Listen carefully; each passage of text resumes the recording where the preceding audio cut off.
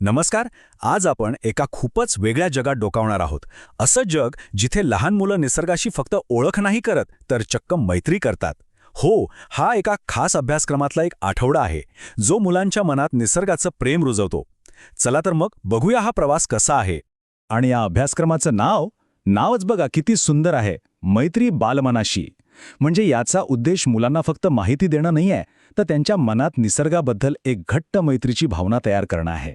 या संपूर्ण आठवड्याचं एकच ध्येय आहे, मुलांना फक्त निसर्गप्रेमी नाही, तर निसर्ग मित्र बनवणं, निसर्गाचा खरा सखा. पण मग एक प्रश्न साहजिकच येतो की नाही, की फक्त तथ्य न सांगता मुलांच्या मनात निसर्गाबद्दल इतकं प्रेम कसं काय निर्माण करायचं? तर याचं उत्तर ना त्यांच्या रोजच्या अगदी छोट्या छोट्या कृतींमध्ये दडले. चला, आपण या कृतीमागची शैक्षणिक तत्त्व जरा समजून घेऊया. तर या प्रवासातलं पहिलं आणि सगळ्यात महत्त्वाचं तत्त्व म्हणजे खेळातून शिक्षण. अगदी बरोबर. कारण मुलांना जर काही शिकवायचं असेल ना, तर ते त्यांच्याच भाषेत सांगावं लागतं. आणि ती भाषा म्हणजे खेळाची भाषा. मग काय, निसर्गाबद्दल शिकणं त्यांना ओझं वाटतच नाही, उलट एक मस्त गंमत वाटते. आणि याची सुरुवात होते सोमवारच्या एका अगदी सोप्या पण तितक्याच प्रभावी खेळाने. अरे, हा खेळ आपल्या सगळ्यांना माहीत आहे, चिमणी उडाली. आता बघा, हा खेळ दिसायला किती साधा आहे, पण तो किती हुशारीने तयार केलाय. जेव्हा ताई पक्षाचं नाव घेतात, तेव्हा मुलं कशी उत्साहाने बोट वर करतात.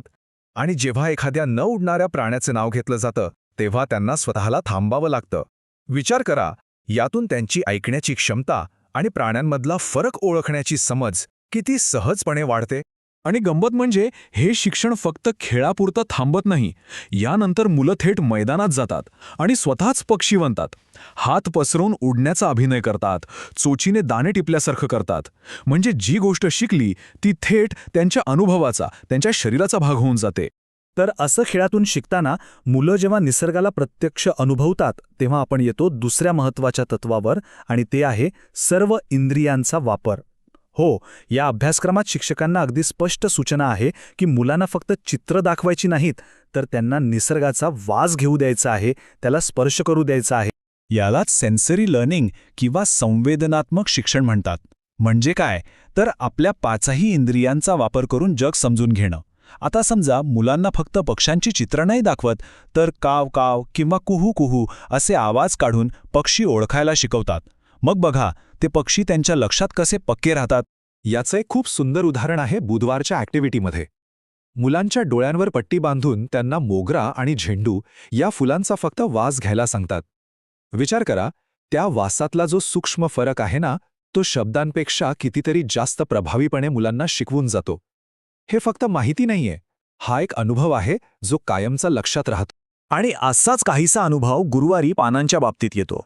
विचार करा, एका हातात कडुलिंबाचं लहान जरासं खरखरीत पान आणि दुसऱ्या हातात केळीचं ते प्रचंड मोठं आणि गुळगुळीत पान. जेव्हा मुलं या पानांना हात लावतात, तेव्हा लहान आणि मोठे हे त्यांच्यासाठी फक्त शब्द राहत नाहीत, तर तो एक स्पर्शानुभव बनतो. बरं, आता आपण वळूया तिसऱ्या आणि माझ्या मते सगळ्यात सर्जनशील तत्वाकडे. कल्पना करा, प्रत्येक दिवशी मुलं निसर्गातील गोष्टींचा प्रत्यक्ष अनुभव घेतात आणि दिवसाच्या शेवटी त्याच अनुभवाला एका सुंदर कलेमध्ये बदलतात. किती मस्त आहे ना हे? उदाहरणच घ्यायचं झालं तर मंगळवारचा दिवस आहे कीटकांसाठी. सुरुवात होते बागेत जाऊन एखाद्या कीटकाचं किंवा अळीचं अगदी शांतपणे निरीक्षण करण्यापासून.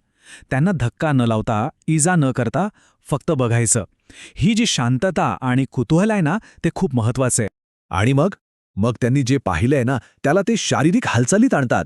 म्हणजे मुलं आपली बोटं जमिनीवर अळीसारखी चालवून बघतात. याने काय होतं, ते निरीक्षण त्यांच्या शरीराचा आणि आठवणींचा एक भाग बनून जातं. आणि शेवटी येतो सगळ्यात मजेशीर क्रिएटिव्ह टप्पा.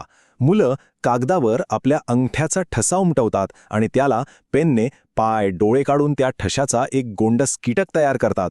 पाहिलंत, निरीक्षण, कृती आणि कला हे चक्र किती सुंदर पूर्ण होतं इथे. आणि गंमत अशी आहे की या सगळ्या प्रक्रियेतनं इतर कौशल्यसुद्धा अगदी सहजपणे शिकवली जातात. जसं की चित्रातली 10 फुलपाखरं मोजणं. म्हणजे बघा, कलेतून गणिताची ओळखसुद्धा किती नैसर्गिक पद्धतीने होते. हेच वस्तूपासून कलेकडे जाणारं सुंदर तत्व आपल्याला गुरुवारीसुद्धा दिसतं. आठवतंय, पानांना स्पर्श केल्यानंतर मुलं त्या पानावर कागद ठेवतात आणि खडूने घासतात. आणि मग बघा, त्या पानाची अप्रतिम नक्षी कागदावर उमटते. तर मग ही तिन्ही तत्व खेळातून शिकणं, इंद्रियांचा वापर करणं आणि वस्तूंपासून कलेकडे जाणं ह्या फक्त वेगवेगळ्या ॲक्टिव्हिटीज नाहीत. ह्या सगळ्या एका मोठ्या ध्येयासाठी एकत्र काम करतात आणि ते ध्येय आहे मुलांना निसर्गाचा खरा मित्र बनवणं, एक निसर्गमित्र. आणि मग येतो या आठवड्याचा शेवट, शनिवार. पण हा दिवस फक्त उजळणीचा नाहीये, हा दिवस आहे जबाबदारीचा. या दिवशी मुलांना निसर्गाबद्दलच्या त्यांच्या जबाबदारीची जाणीव करून दिली जाते. कारण मैत्रीत फक्त आनंद नसतो, जबाबदारीसुद्धा असते. हेच महत्त्वाचं शिक्षण इथे मिळतं. आणि नियम अगदी सोपे आहेत पण खूप पॉवरफुल आहेत. फुलं तोडू नका, झाडांना पाणी घाला, पक्ष्यांना दाणे द्या. या साध्या साध्या कृतींमधून मुलं फक्त निसर्गाकडे बघणारे राहत नाहीत, तर ते निसर्गाचे संरक्षक, त्याचे खरे सखे बनतात. आणि शेवटी हा एक विचार मनात येतोच की जर फक्त एका आठवड्याचं शिक्षण मुलांच्या मनात निसर्गाशी मैत्रीचं इतकं सुंदर बीज रोवू शकतं, तर विचार करा, असंच शिक्षण जर लहानपणापासून मिळालं तर त्यातून घडणारी पिढी किती सुंदर, किती संवेदनशील आणि किती जबाबदार असेल, नाही का?